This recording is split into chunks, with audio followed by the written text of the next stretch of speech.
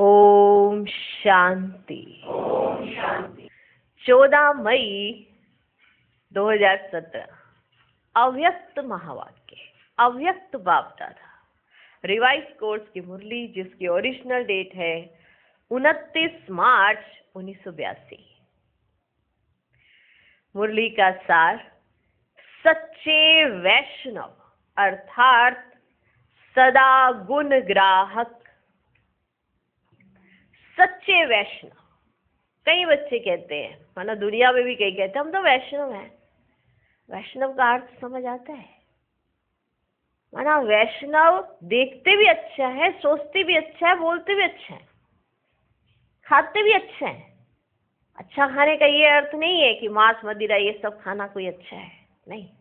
वैष्णव माना सात्विक होते हैं, तो उन्हों की सोच भी सात्विक, बोल भी सात्विक, कर्म भी सात्विक। अब ये सात्विक कैसे हो सकते हैं, माना सत्व प्रदान कैसे हो सकते हैं, जब उन्हों के अंदर एक गुण होगा। कौन सा गुण? ग्रहण करने का। तो वो सच्चे वैष्णव कहलाए जाएंगे। हम बाबा को कहते हैं हमें बनना है। हमें बनना क्या आखिर? क्या आपको ये मालूम है कि मुझे चाहिए क्या? हमें बनना है। हम सभी कहते हैं हमें बनना है, हमें बनना है। क्या कभी ये सोचा मुझे बनना क्या है? मुझे सच्चा वैष्णव बनना है, मुझे एक अच्छा बच्चा बनना है। क्या कभी अपने आप से ऐसे कहा कि मुझे अच्छा बनना है, मुझे बनना है, मुझे बनना है? क्या बनना है? मुझे अच्छा बनना है, मुझे बुराइयां निकालनी है और मुझे अच्छा इंसान बनना है, तभी तो देवता बनेंगे। और आज की दुनिया में भी जो अच्छे इंसान होते हैं तो क्या कहा जाता है? ये तो ना देवी है, देवी, ये तो देवता है, देवता। अच्छे इंसानों को ये संज्ञा दी जाती है ना। और हम ब्राह्मण ही अगर एक अच्छा इंसान नहीं बने तो देवता कैसे बन जाएंगे? तो सच्चा वैष्णव अर्थात सदा गुण ग्राहक।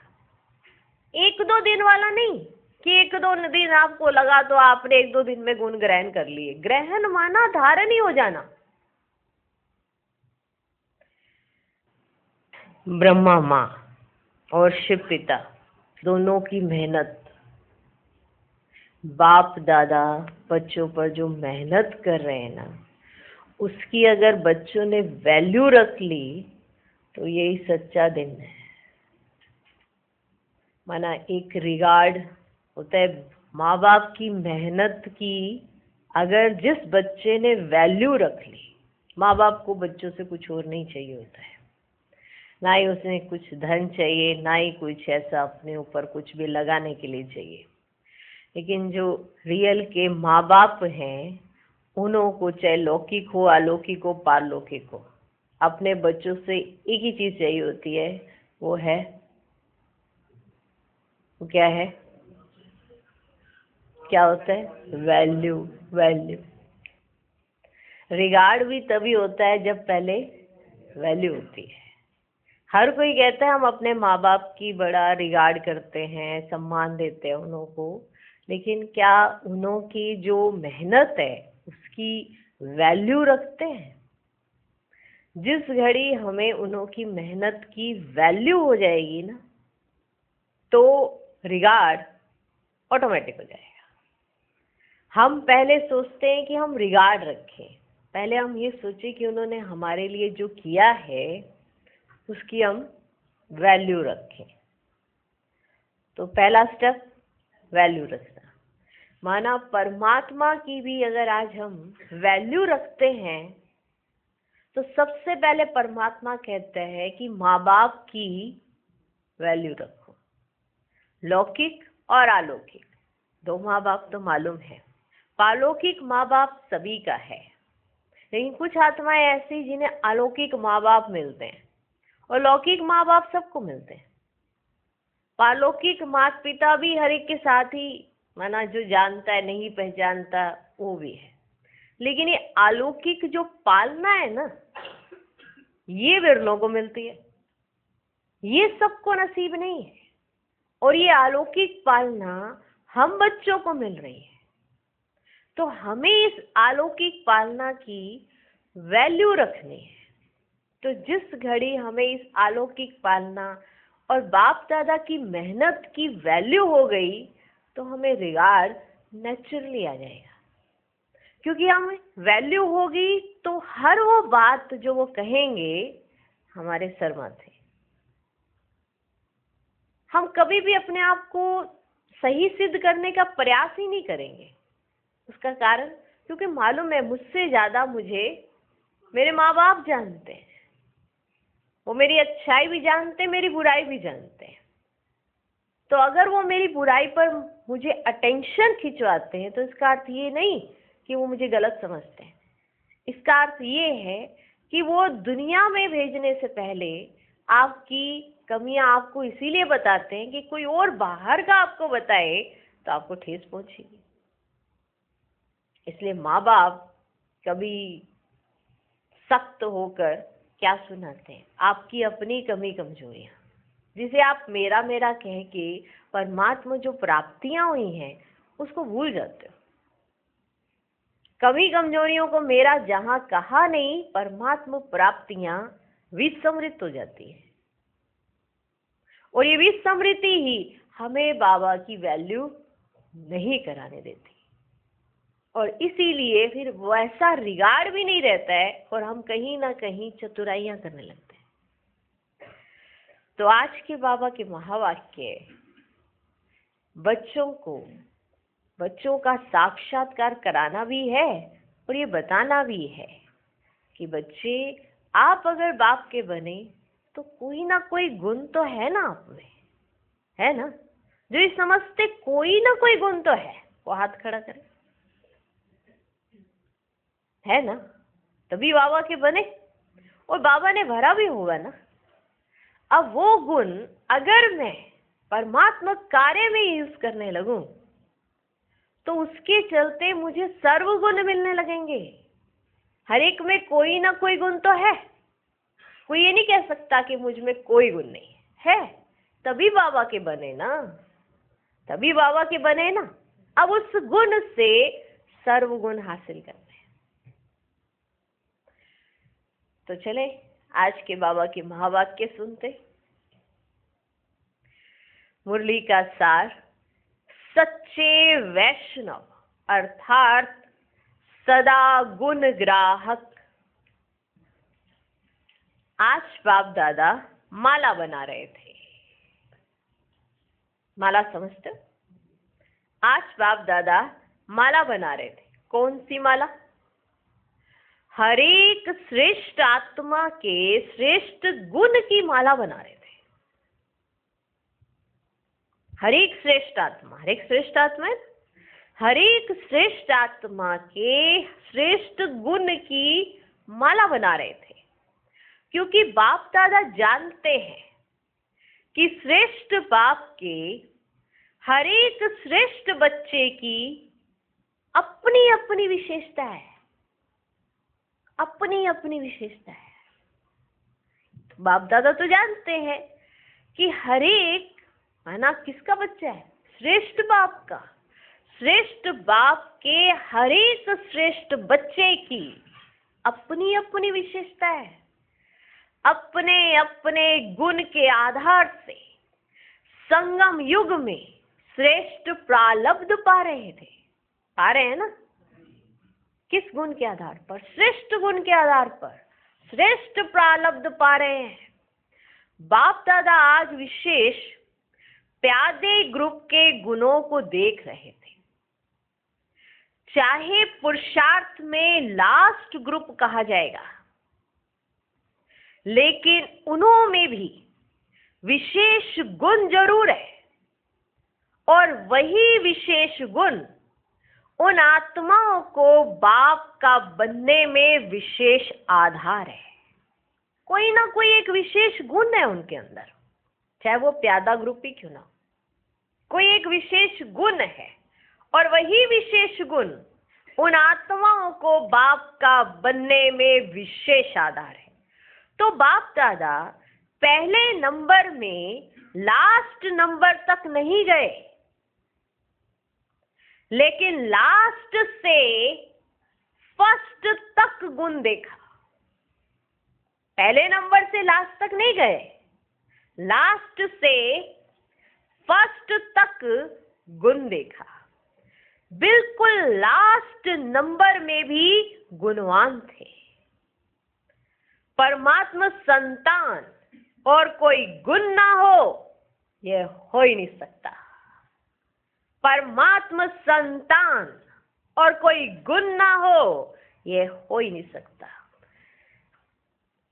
उसी गुण के आधार से ही ब्राह्मण जन्म में जी रहे हैं, अर्थात जिंदा हैं। ड्रामा अनुसार उसी गुण ने ही ऊंचे ते ऊंचे बाप का बच्चा बनाया है। उसी गुण के कारण ही प्रभु पसंद बने हैं, इसलिए गुणों की माला बना रहे थे। ऐसे ही हर ब्राह्मण आत्मा के गुण को देखने से श्रेष्ठ आत्मा का भाव सहज और स्वतः ही होगा, क्योंकि गुण का आधार ही है श्रेष्ठ आत्मा। कई आत्माएं गुण को जानते हुए भी जन्म जन्म की गंदगी को देखने के अभ्यासी होने कारण गुण को ना देख अवगुण ही देखती है। कई आत्माएं गुण को जानते हुए भी कि मालूम है इस आत्मा में ये गुण है, लेकिन गुण को जानते हुए भी जन्म जन्म की गंदगी को देखने के अभ्यासी होने कारण गुण को ना देख अवगुण ही देखती है। लेकिन अवगुण को देखना, अवगुण को धारण करना ऐसी ही भूल है जैसे स्थूल में अशुद्ध भोजन पान करना। मान लो किसी के मुख में अशुद्ध भोजन चला जाता है, वो क्या समझता है, मेरा व्रत खंडित हो गया, ये तो बहुत गलत हो गया। समझता है कि नहीं समझता? वो ये समझता है ना ये कि ये मैंने बहुत बड़ी गलती की है, समझता है ना। तो ऐसे ही जब हम किसी के अवगुण देखते हैं, वो भी तो हमने अशुद्ध भोजन की तरह उसका पान कर लिया है, तो क्या उतनी ही बड़ी गलती समझते हैं? जितना अशुद्ध भोजन खाने से बड़ी गलती समझते हैं, उतना ही किसी के अवगुण देख लेने से बड़ी गलती समझते हैं। स्थूल भोजन में अगर कोई अशुद्ध भोजन स्वीकार करता है तो भूल महसूस करते हो ना कि अरे ये क्या हो गया, गलती से ये मतलब ये खाया गया हमसे, कमाल है। तो क्या लगता है, गलती लगती है कि नहीं? क्यों किया ऐसा? अपने अंदर अंदर खाता है ना कि अरे ये तूने कैसे खा लिया, क्यों तेरा उस समय बुद्धि और बाबा के साथ नहीं लगा हुआ था। महसूस होता है ना, तो भूल महसूस करते हैं ना जब स्थूल में कोई भोजन ऐसे अशुद्ध अगर खा लेगा कोई, तो भूल महसूस करते हैं ना। लिखते हो ना कि खान पान की धारणा में कमजोर हूं, तो भूल समझते हो ना। ऐसे अगर किसी का अवगुण अथवा कमजोरी स्वयं में धारण करते हो तो समझो अशुद्ध भोजन खाने वाले हो। अगर किसी का अवगुण देख लिया या किसी की कमी कमजोरी अपने में धारण कर ली, तो इसका मतलब आप अशुद्ध भोजन खाने वाले हो। सच्चे वैष्णव नहीं, विष्णु वंशी नहीं, लेकिन राम की सेना में हो जाएंगे, है ना। त्रेता युग में चले जाएंगे, त्रेता युग में चले जाएंगे, त्रेता युग में जन्म होगा। इसलिए सदा गुण ग्रहण करने वाले गुण मूर्त बनो। गुण ग्रहण करने वाले गुण मूर्त बनो। बाप दादा आज बच्चों की चतुराई के खेल देख रहे थे। याद आ रहे हैं ना अपने खेल? बाबा आपकी चतुराई के खेल देख रहे थे आज ना, चतुराई के खेल देख रहे थे बाबा। बच्चे चतुराई करते हैं ना? नहीं करते? नहीं करते? तो वो चतुराई के ना खेल देख रहे थे बाबा। याद आ रहे हैं ना अपने खेल? याद आ रहे हैं ना? सबसे बड़ी बात दूसरे के अवगुण को देखना, जानना, इसको बहुत होशियारी समझते हैं, है ना। हमने दूसरे का अवगुण देख लिया, जान लिया, इसको बहुत बड़ी होशियारी समझते हैं, इसको ही नॉलेजफुल समझ लेते हैं। माना किसी की गलती हमें पता चल गई, हमने जान ली, पहचान ली, उसको ही क्या समझ लेते? नॉलेजफुल। लेकिन जानना अर्थात बदलना। अगर जाना भी, 2 घड़ी के लिए नॉलेजफुल भी बन गए, लेकिन नॉलेजफुल बनकर क्या किया? क्या नॉलेजफुल बनकर? नॉलेज को लाइट और माइट कहा जाता है। जान तो लिया कि ये अवगुण है, लेकिन नॉलेज की शक्ति से अपने व दूसरे के अवगुण को भस्म किया, परिवर्तन किया, बदल के व बदला के दिखाया व बदला लिया। अगर नॉलेज की लाइट माइट को कार्य में नहीं लाया तो क्या उसको जानना कहेंगे? नॉलेजफुल कहेंगे? सिवाय नॉलेज के लाइट माइट को यूज करने के वे जानना ऐसे ही है जैसे द्वापर युगी शास्त्रवादियों को शास्त्रों की नॉलेज है। माना उन शास्त्रों की नॉलेज से वो कोई परिवर्तन नहीं कर पाए, लेकिन अपने आप को शास्त्रवादी जरूर कह रहे थे। ये उसी तरह से है कि आपने किसी का अवगुण देख लिया, जान लिया, आपने किया क्या फिर? क्या उसको बदला या उससे बदला लिया? चल अच्छा है, इसके अंदर ये अवगुण है ना, अच्छा है, इधर उधर फैलाओ, दूसरों को भी बताओ इसके अंदर ये बुराई है, इसके अंदर ये बुराई है।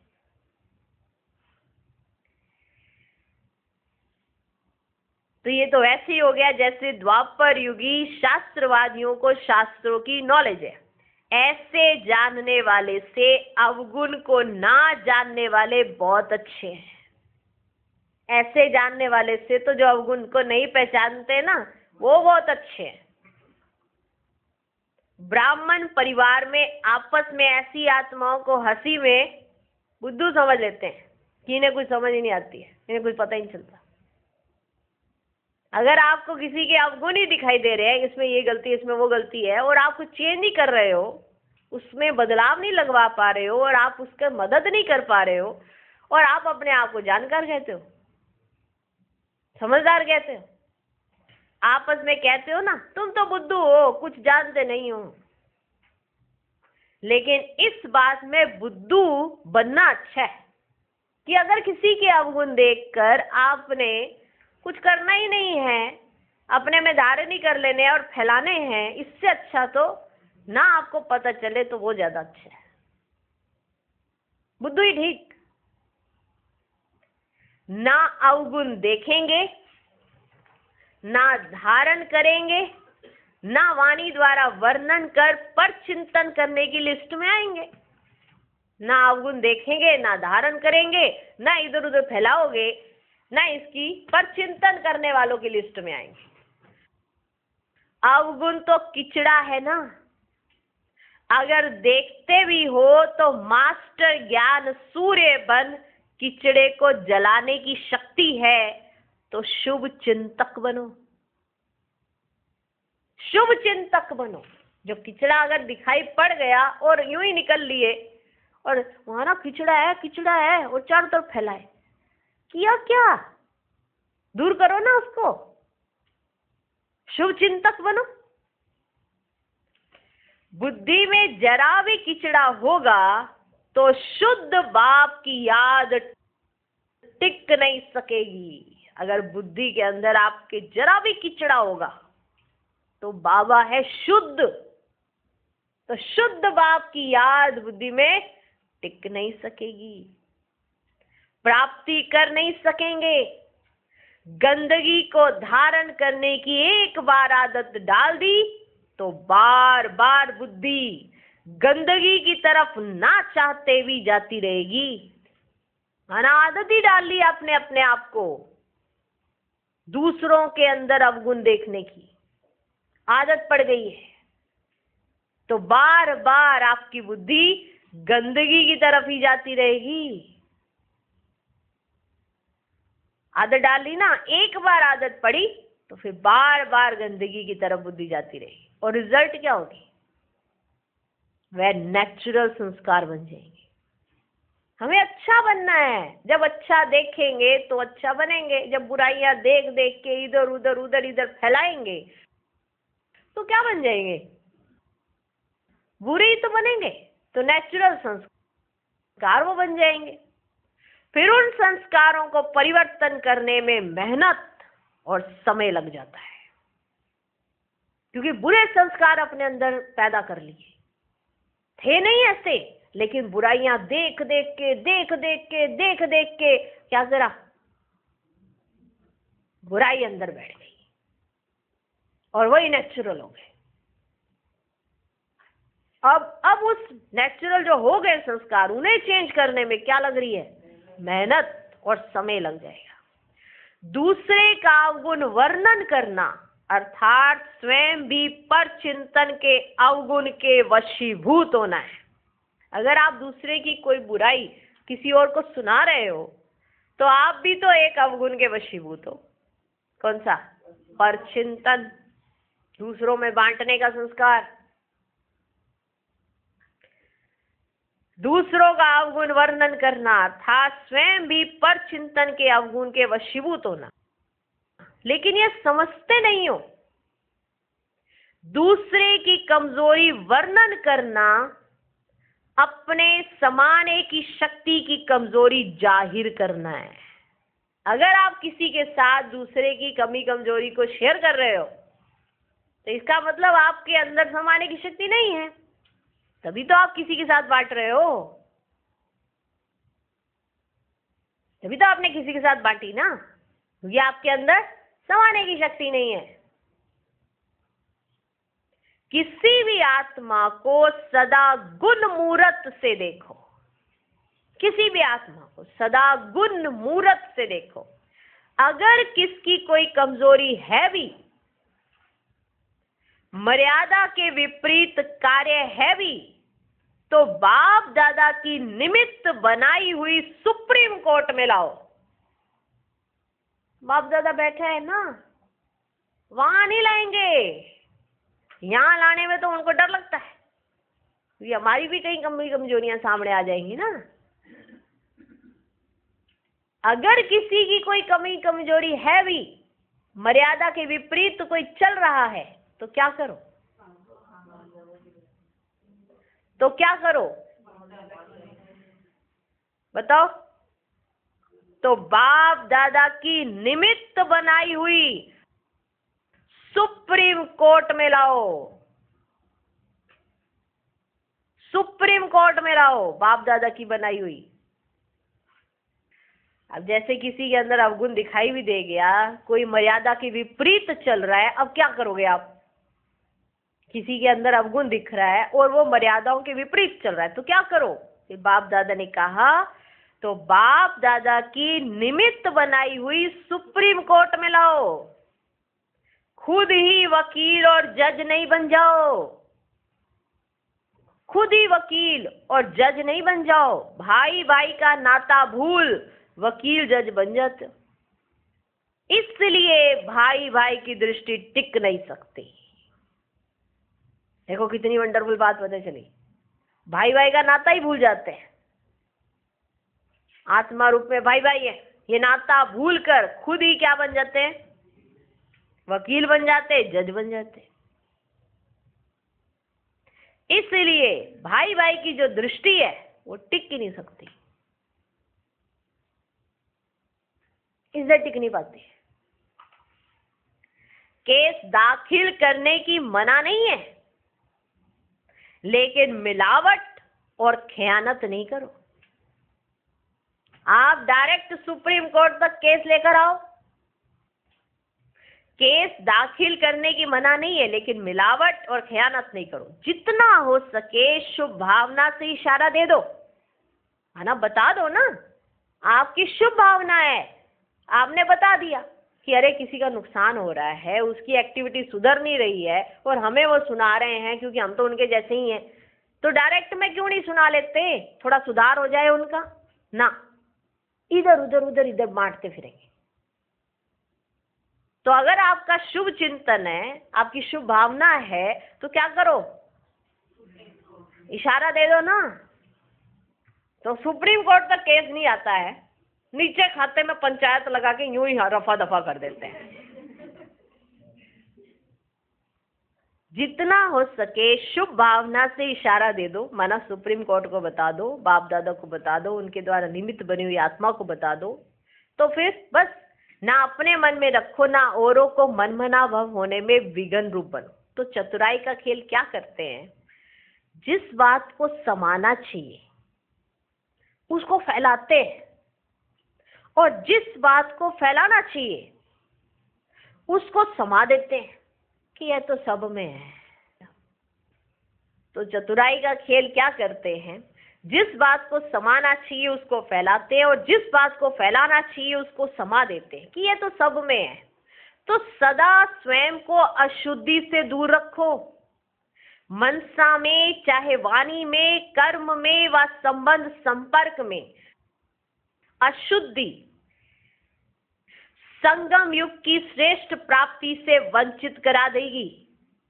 समय बीत जाएगा, फिर पाना था इस लिस्ट में खड़ा होना पड़ेगा। पाना था, हमें चांस तो मिला था, पाना था हमने, इस लिस्ट में जाकर खड़ा होना पड़ेगा। प्राप्ति स्वरूप की लिस्ट में नहीं होंगे।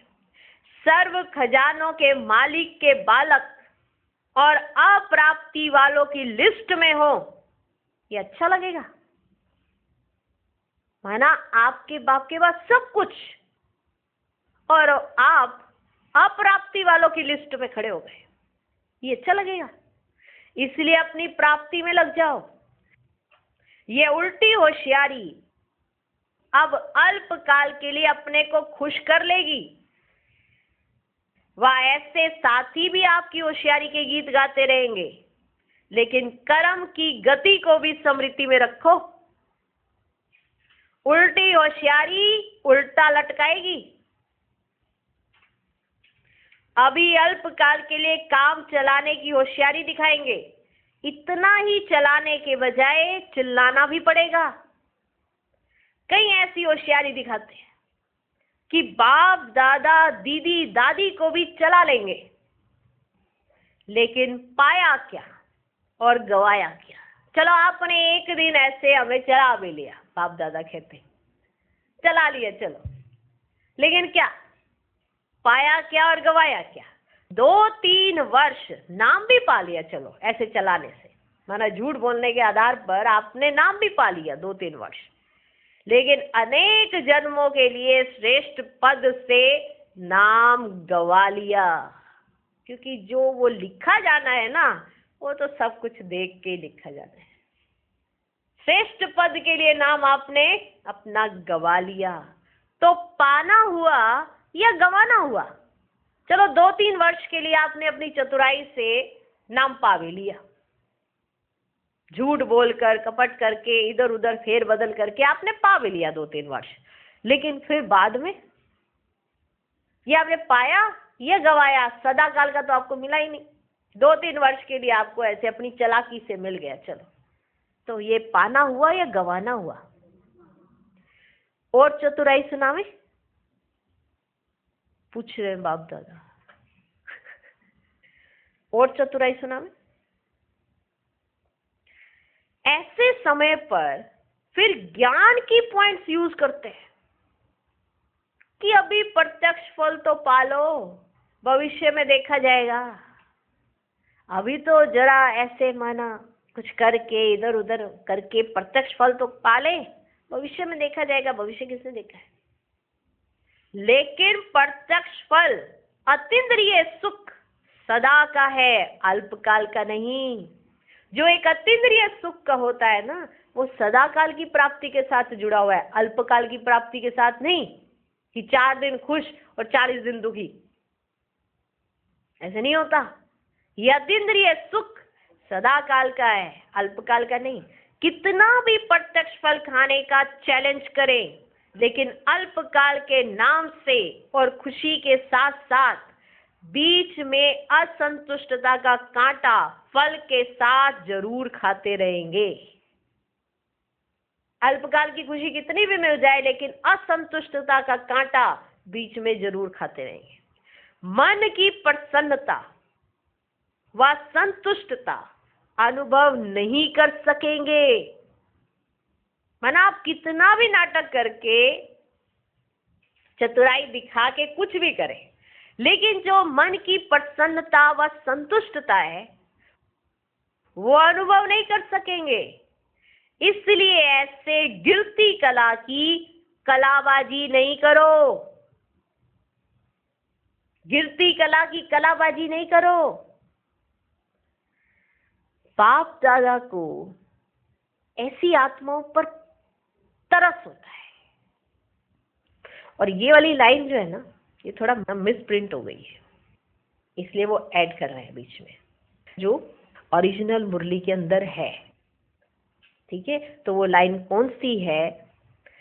बाप दादा को ऐसी आत्माओं पर तरस आता है, बनने क्या आए और बन क्या रहे हैं। बाप दादा को ऐसी आत्माओं पर तरस आता है, बनने क्या आए और बन क्या रहे हैं। सदा ये लक्ष्य रखो कि जो कर्म कर रहा हूं ये प्रभु पसंद कर्म है। ना बाबा को तरस आता है ऐसी आत्माओं पर। माना हम क्या बनने आए यहाँ पर और क्या बन रहे हैं, तरस आता है भगवान को। क्या बनने आए और क्या बन रहे हैं। माना बात बात में दूसरों की बुराइयां देखते रहना, दूसरों की बुराइयां इधर उधर करते रहना, क्या है ये? और अपने अंदर संकल्पों में दूसरों की बुराइयों का ही चिंतन करते रहना, क्या है ये? क्या कभी ये शुभ भावना रखकर बाप दादा को सुनाया है? बस इस तरह से सुनाया, उसमें भी ये गलती है, उसमें भी ये कमी, उसमें भी ये कमी। वकील जज बन के खुद ही केस को हैंडल करना चले। क्या कर क्या रहे हैं, बनने क्या है और बन क्या रहे हैं। सदा ये लक्ष्य रखो कि जो कर्म कर रहा हूं ये प्रभु पसंद कर्म है। बाप ने आपको पसंद किया तो बच्चों का काम है हर कर्म बाप पसंद, प्रभु पसंद करना। बस इतना सही तो काम है। बाबा ने आपको पसंद कर लिया जब आप विकारों में ग्रसित थे, तब भी आपको पसंद किया। और तभी पसंद किया जब आप बिल्कुल घिरे पड़े थे विकारों में, आपको बाबा ने तब पसंद किया। आपने कोई बुराई छोड़ी नहीं हुई थी, आपसे छुड़वाई गई है और छूट गई आपकी। आप कोई बने बनाए फरिश्ता नहीं थे, आपको फरिश्ता बनाया जा रहा है। तब आपको बाबा ने पसंद किया जब आप कीचड़ में लथपथ थे और बाबा ने अपने घर में बुलाया, आपका श्रृंगार करके आपको साफ सुथरा बनाया। आज जब साफ सुथरे हो गए, श्रृंगारित हो रहे हो, तो दुनिया के पीछे भाग रहे हो या दुनिया को अपने पीछे भगा रहे हो और अहंकार में आ गए हो। तो बाबा को बड़ा तरस आता है ऐसी आत्माओं पर कि बनने क्या आए और बन क्या रहे हैं। सदा ये लक्ष्य रखो कि जो कर्म कर रहा हूं ये प्रभु पसंद कर्म है। बाप ने आपको पसंद किया तो बच्चों का काम है हर कर्म बाप पसंद, प्रभु पसंद करना। जैसे बाप गुण मालाएं गले में पहनाते हैं, वैसे गुण माला पहनो, कंकड़ों की माला नहीं पहनो। है ना, दूसरों में अवगुण देखना, दूसरों के अवगुणों का इधर उधर चिंतन करना परचिंतन करना, प्रदर्शन करना, ये तो कंकड़ों की माला पहनने जैसी बात है। गुण माला पहनो, कंकड़ों की माला नहीं पहनो, रत्नों की पहनो। अच्छा, ऐसे सदा गुण मूरत, सदा प्रभु पसंद, सदा सच्चे वैष्णव, विष्णु के राज्य अधिकारी, सदा शुभ भावना द्वारा भाई भाई की दृष्टि में सहज स्थित होने वाले, सदा गुण ग्राहक दृष्टि वाले, ऐसे सदा बाप के समान बनने वाले समीप रत्नों को बाप दादा का याद प्यार और नमस्ते। हम रूहानी बच्चों की भी रूहानी बाप दादा को नमस्ते नमस्ते नमस्ते। Good morning, good morning, good morning. पार्टियों के साथ मुलाकात। पहला ग्रुप, ऊंचे ते ऊंचे बाप के बच्चे, मिट्टी में खेलने के बजाय अतीन्द्रिय सुख के झूले में झूलो। सदा अपने को सर्व प्राप्ति स्वरूप अनुभव करते हो। प्राप्ति स्वरूप अर्थात अतीन्द्रिय सुख के झूले में झूलने वाले, सदा एक बाप दूसरा न कोई, ऐसे साथ का अनुभव करेंगे। जब बाप सर्व संबंधों से अपना बन गया तो सदा बाप का साथ चाहिए ना। कितनी भी बड़ी परिस्थिति हो, पहाड़ हो, लेकिन आप बाप के साथ साथ ऊपर उड़ते रहो तो कभी भी थकेंगे नहीं और रुकेंगे भी नहीं। जैसे प्लेन को पहाड़ नहीं रोक सकते, पहाड़ पर चढ़ने वालों को बहुत मेहनत करनी पड़ती है, लेकिन उड़ने वाले उसे सहज ही पार कर लेते हैं। ऐसे कैसी भी बड़ी परिस्थिति हो, बाप के साथ उड़ते रहो तो सेकंड में पार हो जाएंगे। कभी भी झूले से नीचे नहीं आओ, नहीं तो मैले हो जाएंगे। मैले फिर बाप से कैसे मिल सकते हैं? जो मैले होंगे, माना बुराइयों में धंसे हुए होंगे, वो मैले फिर बाप से कैसे मिल सकते हैं? बहुत काल अलग रहे, अभी मेला हुआ तो मेला मनाने वाले मैले कैसे होंगे? बाप दादा हर एक बच्चे को कुल का दीपक, नंबर 1 बच्चा देखना चाहते हैं, है ना। कुल का दीपक हो, पूरे कुल को रोशन करता हो। एक दीपक पूरे कुल को रोशन कर सकता है, उसके बेस पर सारे दीपक जगते हैं। सारे देखते हैं, अरे ये जगह हुआ है इसलिए हम संतुष्ट हैं। तो ऐसा माना बाबा को नंबर 1 बच्चा चाहिए। अगर बार बार मैले होंगे तो स्वच्छ होने में कितना टाइम वेस्ट होगा। इसलिए सदा मेले में रहो। मिट्टी में पांव क्यों रखते हो? इतने श्रेष्ठ बाप के बच्चे और मैले, तो बाबा चाहते हैं मिट्टी में पांव हम क्यों रखते हैं? इतने श्रेष्ठ बाप के बच्चे और मैले, तो कौन मानेगा ये उस ऊंचे बाप के बच्चे हैं, इसलिए बीती सो बीती। इतने श्रेष्ठ बाप के बच्चे और मैले, कौन मानेगा कि यह उस ऊंचे बाप के बच्चे हैं, इसलिए बीती सो बीती। जो सेकंड दूसरे सेकंड बीता वह समाप्त। कोई भी प्रकार की उलझन में नहीं आओ, स्वचिंतन करो, परचिंतन न सुनो न करो, यही मैला करता है। परचिंतन, दूसरों की बुराइयां सुनते रहना और करते रहना, यही मैला करता है। अभी से क्वेश्चन मार्क समाप्त कर बिंदी लगा दो। बिंदी बन, बिंदी बाप के साथ उड़ जाओ। अच्छा, दूसरा ग्रुप, फुर्सत में रहने वाली आत्माओं की सेवा भी फुर्सत से करो तो सफलता मिलेगी। वानप्रस्थी जिन्हों को सदा फुर्सत है, जो रिटायर्ड है, उनकी सेवा के लिए थोड़ी मेहनत करनी पड़ेगी। वे सिर्फ कार्ड बांटने से नहीं आएंगे, तो वे सिर्फ कार्ड बांटने से नहीं आएंगे। फुर्सत वालों की सेवा भी फुर्सत अर्थात समय देकर करनी पड़ेगी, क्योंकि वे अपने को वानप्रस्थी होने के कारण अनुभवी समझते हैं। उन्हें अनुभव का अभिमान होता है, इसलिए उनकी सेवा के लिए थोड़ा ज्यादा समय देना पड़े और तरीका भी मित्रता का हो, स्नेह मिलन का हो, समझाने का नहीं। मित्रता के नाते से उन्हों को मिलो। ऐसे नहीं सुनाओ कि ये बात आप नहीं जानते हो, मैं जानता हूं। लेन देन करो, उनकी बात को सुनो तो समझेंगे ये हमें रिगार्ड देते हैं। किसी को भी समीप लाने के लिए उनकी विशेषता का वर्णन करो, फिर उन्हें अपना अनुभव सुनाकर समीप ले आओ। अगर कहेंगे कोर्स करो, ज्ञान सुनो, तो नहीं सुनेंगे। बाप दादा को भी ऐसे वानप्रस्थियों का गुलदस्ता भेंट करो। आप बाप दादा को वानप्रस्थियों का गुलदस्ता भेंट करो, ठीक है। उन्हें मित्रता के नाते से सहयोगी बनाकर बुलाओ, ठीक। तीसरा गुण, निर्माण बनो तो नव निर्माण का कर्तव्य आगे बढ़ता रहेगा। सदा अपने को सेवा के निमित्त बने हुए सेवा का श्रृंगार समझकर चलते हो। सेवादारी की मुख्य विशेषता कौन सी है? सेवाधारी अर्थात निर्माण करने वाले, सदा निर्माण करने वाले और निर्माण रहने वाले।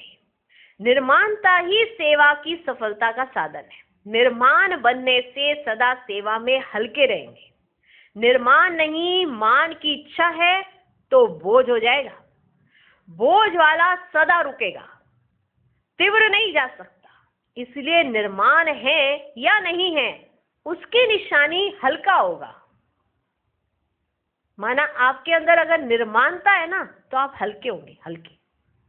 अगर कोई भी बोझ अनुभव होता है तो समझो निर्माण नहीं है। चौथा ग्रुप, सच्चे रूहानी सेवादारी अर्थात सर्व संबंधों की अनुभूति एक बाप से करने और कराने वाले। सर्व संबंध एक बाप से, बाप सदा सम्मुख में हाजिर नाजिर है, ऐसा अनुभव होता है। तुम्ही से खाऊं, तुम्ही से बैठूं, तुम्ही से सुनूं, इसका अनुभव होता है ना। बाप ही सच्चा मित्र बन गया तो औरों को मित्र बनाने की जरूरत ही नहीं। जो संबंध चाहिए उस संबंध से बाप दादा सदा सम्मुख में हाजिर नाजिर है। तो शिक्षक अर्थात सर्व संबंधों का रस एक बाप से अनुभव करने वाली, इसको कहा जाता है सच्चे सेवादारी। स्वयं में होगा तो औरों को भी अनुभूति करा सकेंगे। अगर निमित्त बनी हुई आत्माओं में कोई भी रचना की कमी है तो आने वाली आत्माओं में भी वह कमी रह जाएगी। तो सर्व रचनाओं का अनुभव करो और कराओ। अच्छा, ओम शांति। आज का वरदान, ज्ञान खजाने द्वारा मुक्ति जीवन मुक्ति का अनुभव करने वाले सर्व बंधन मुक्त भव। ज्ञान खजाने द्वारा मुक्ति जीवन मुक्ति का अनुभव करने वाले सर्व बंधन मुक्त भव। ज्ञान रत्नों का खजाना सबसे श्रेष्ठ खजाना है। इस खजाने द्वारा इस समय ही मुक्ति जीवन मुक्ति की अनुभूति कर सकते हो। ज्ञानी तो आत्मा वह है जो दुख और अशांति के सब कारण समाप्त कर अनेक बंधनों की रस्सियों को काट कर मुक्ति व जीवन मुक्ति का अनुभव करे। अनेक व्यर्थ संकल्पों से, विकल्पों से और विकर्मों से सदा मुक्त रहना, यही मुक्त और जीवन मुक्त अवस्था है। आज का स्लोगन, विश्व परिवर्तक वह है जो अपनी शक्तिशाली वृत्तियों से वायुमंडल को परिवर्तन कर दे। ओम शांति।